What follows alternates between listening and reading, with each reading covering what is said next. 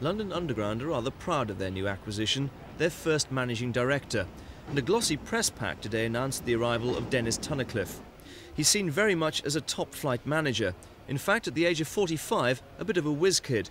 He flew for 6 years as a pilot with BOAC and British Airways, and eventually entered their marketing and management divisions. Under him, BA had two of its most profitable years in the passenger field with the People Come First campaign. He also masterminded the expansion of Air Europe. So why switch to the less glamorous world of the Underground? Well, because I think it's one of the most exciting jobs around today.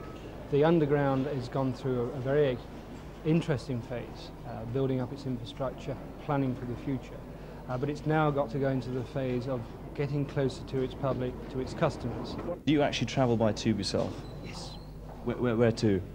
At the moment I'm commuting into Waterloo, so I do the Waterloo embankment journey here.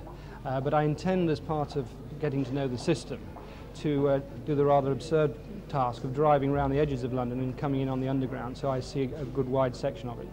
But he faces major problems in improving the Underground's image and making life more bearable for passengers, who may expect to see marked improvements if they're to swallow fare increases next January.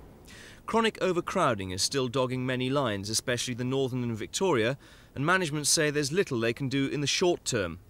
In the wake of the King's Cross fire, safety improvements are a priority, but an ageing infrastructure limits much of what can be done.